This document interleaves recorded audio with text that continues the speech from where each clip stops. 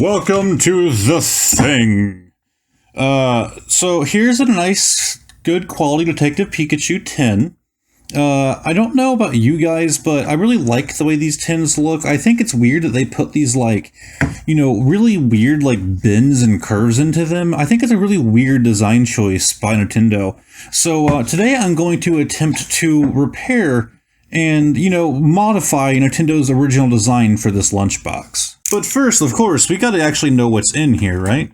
So let's just cut this boy open with my brand new, okay, actually really old, but new to this channel unboxing knife. I'm not using a dull piece of crap anymore.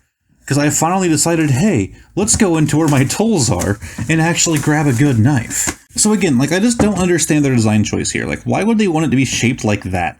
If they're going for something like a 3D effect, then it's cool, but I don't know. I just don't understand it myself. Let's open this up and see what the inside... Oh, that was easy to open. That didn't struggle at all. And see what actually is in here. So we have a little presentation for us, and the coin fell out. That's okay. Oh, and there goes some packs. I also don't know where that coin went to, but I guess it belongs to the box now. So there are some Detective Pikachu packs. We have some more Detective Pikachu packs. Wow, I didn't realize how many came with this. 1, 2, 3, 4, 5, 6, 7 Detective Pikachu packs.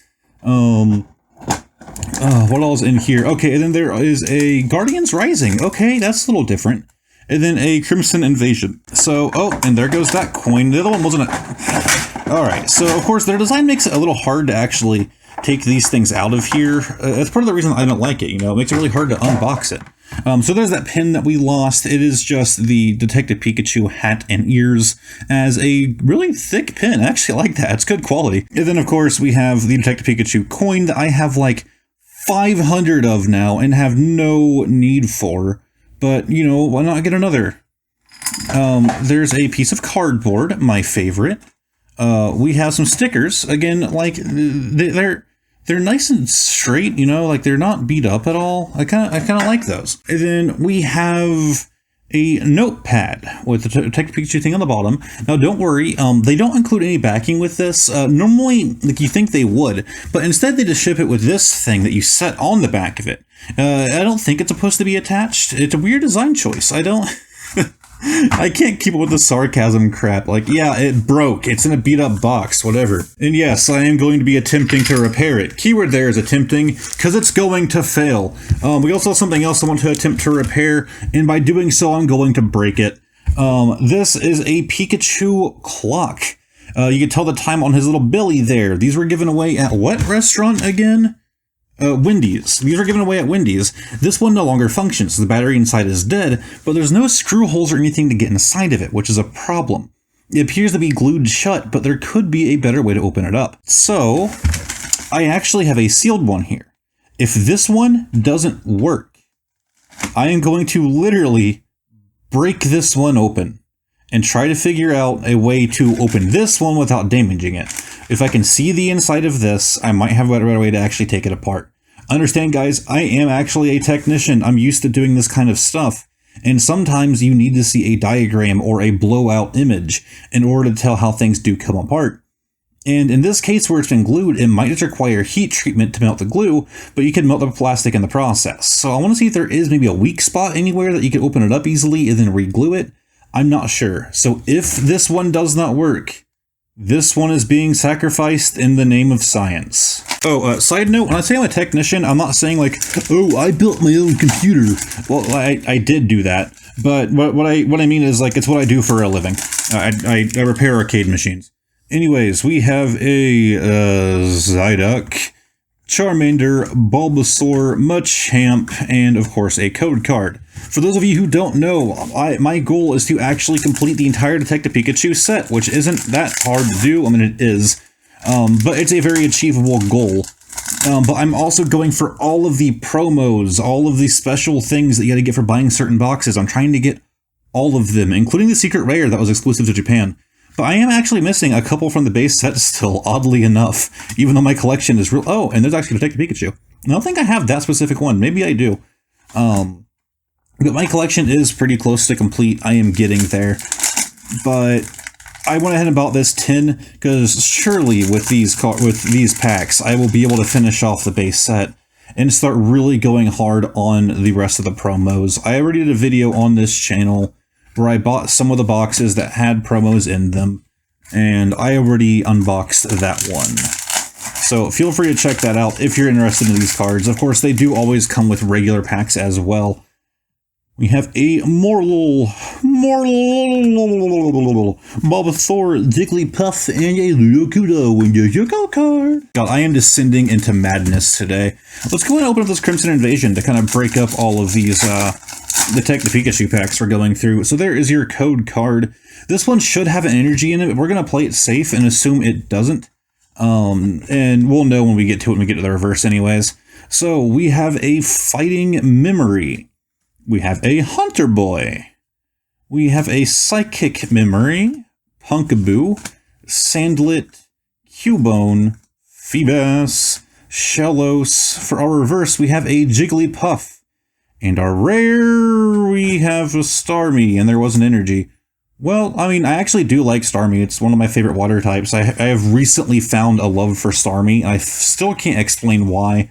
Starmie and Staryu, but I love Starmie. And I can't figure out why. Just all of a sudden, I'm like, I like this thing. So we have more packs to open, but why don't we look at that well-designed Nintendo 10. So, it is beat to hell, as you can imagine. Trying to bend this thing up by hand probably won't go too well. Oh, hey, actually, I'm starting to. I'm getting there. Oh, I knocked something over. Oh, Duel Masters. Oh, no. Duel Masters for the Game Boy Advance happens to be the exact right size, the slide behind this dresser, and it's really heavy and hard to move. Well, I guess it gets to stay there for a while. God, what's the best way to bend this thing? Hi there, my chest. How are you? Like, I am trying. No, okay, there's a little bit. There's a little bit. So, I had another idea on how to try to repair this. Now, I haven't watched any videos on how people do it. I do have some plier boys. It's really hard to record at this angle. I didn't plan on this, by the way. This angle was not a planned thing. Here, let me try to do a little bit of adjustment here. Oh, you guys almost got a face reveal. Look at that. You can see part of my face. It's not like I have a whole channel where you see my face the entire time. But oh, hey, okay, getting some more dents out. It is taking stupid amount of force, but I got these pliers, and I want to try, and I know they're super, oh no, they're super rusty. If you couldn't tell, I know lighting is terrible for this. We use it to unclog our kitchen sink stopper. When we put the stopper in, it doesn't come out easy, and we have these pliers. I think I'm way in over my head on this. Oh, look at that. It's dented inwards a little bit more than it should be. But I got that big dent out right there. Okay, that's progress. Now this part's going to be the really hard part, trying to get that dent out. Ooh, that is bad. This thing was really damaged than shipping. So this is where I'm going to try and get creative. So as funny as it would be to use a blowtorch, I'm not doing that, but I do have this little lighter I literally bought from the Dollar Tree. And some gloves. I don't think they're supposed to be heat resistant, but they're like a thicker, leathery-like thing, so it might work out. I use them for work sometimes. And we're going to just get it where you guys can actually see it. We're going to heat up the metal here. Oh. We're going to try and heat up the metal right there where that bend is really bad. Again, a blowtorch, there's not actually a blowtorch I have. It's more of just like a super strong lighter. It's actually a soldering iron, but you can take off the head and it turns into a butane torch. So yeah, it's technically butane. But heat that up really well to weaken the metal. And then we're gonna touch it.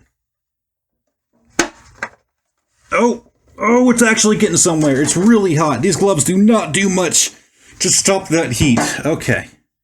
We're getting there little by little. So you can see it's still dented pretty bad. I didn't get quite enough heat. These tins are actually made, well, these lunch boxes technically, are made really well. This is actually pretty strong metal. I don't know what they use specifically. That smell is getting bad. I gotta say, for a Dollar Tree lighter, this thing's lasted us a while. I don't usually shop at the Dollar Tree, but I went to get Pokemon cards for a video I did a while back. Hot. Hot, hot, hot, hot, hot. Come on. We're getting there, damn it. We're going to fix this tin one way or another. Oh, I'm getting more of the dents out. Oh, this is killing my thumb so bad. But we're getting more of the dents out. We are not making progress. Alright, guys, so the next step is to take it and just fold it inward. And, you know, it's not quite the design we were trying to hope for, not quite the shape we were trying to achieve. But I think we definitely got somewhere by, you know, just folding that tab in. It might hold cards a bit better. Okay, so if I'm being honest with you guys, I normally would have been more careful with that and actually taken my time and probably sat out there on the floor in the living room trying to repair it. But I just, I could care less. I could buy another one of those tins if I really wanted it. It's fine. It'll work out okay. I don't need the tin that badly. I expected that when I got it damaged, that this wasn't going to go well. But I still thought it would make for a funny haha video, so let me know if it did. Alright, Detective Pikachu packs. Oh god, my hands really hurt from that. Like, my thumbs are just, like, super strained. Alright. Oh, even holding that. Oh, I should not have done all that. Lickitung, Snubbull, Jigglypuff, Arcanine, and Code Card, my favorite. Alright, we got Detective Pikachu. Bulbasaur, come on Bulbasaur, show your face. Lickitung, Jigglypuff, ooh, a Ditto. I actually think that's the one of like the 3 cards I'm missing. I should have looked before I opened this start of this video. Code Card, Detective Pikachu.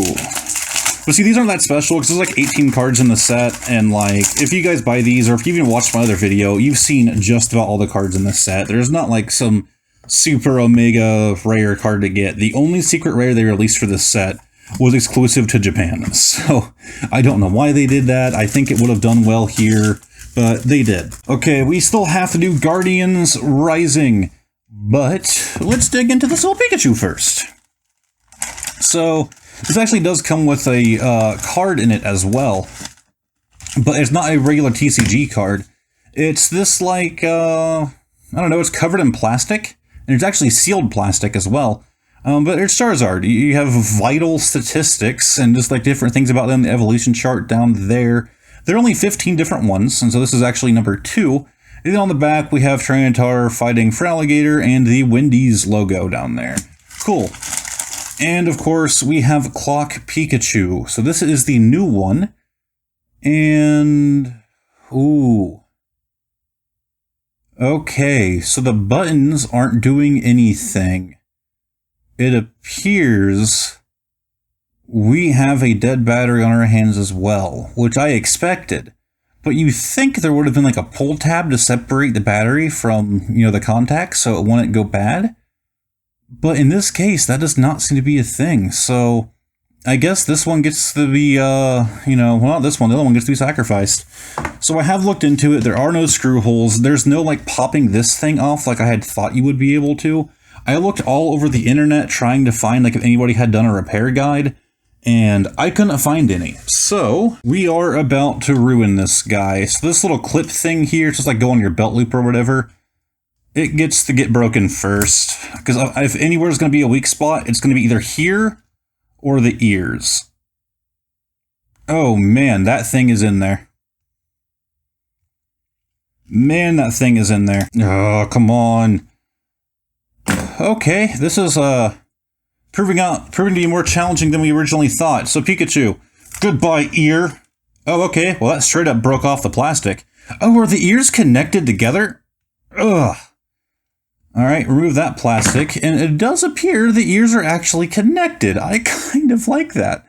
But so far, all we're seeing is that I'm good at destroying things. Which was not the point of the video. By the way, I didn't expect this to go that well either. Yeah, I'm a technician, whatever. I can't fix everything, alright? not when it's not made to be fixed. These were definitely made to be like used until the battery died, which is stupid. They should have had some way. I've got to get one of those pliers, but they're in my car and I'm not running to my car. It is way too late for me to go running out there, especially in the rain. But it's stupid. They should have had a way to access the battery in order to replace it. Because they were dating these things when they made them. It's stupid. This is harder to break open than I originally estimated. A lot harder to break open than I originally estimated. Oh, man. Oh, okay. We got a good grip. Come on. Oh. At this point, I'm just destroying things. Like, if it's this hard to get into, even with all this force, there is no way there's going to be a way you can actually take this thing apart and repair the battery. There is no way, unless you use heat, which I might have to try. Use heat to try and melt the glue off.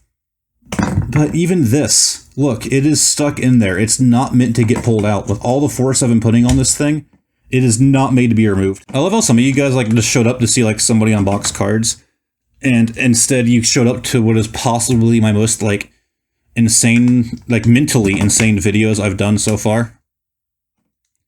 And so far, I've just been like, hey, look, here are cards. Now we're going to destroy some memorabilia. Okay.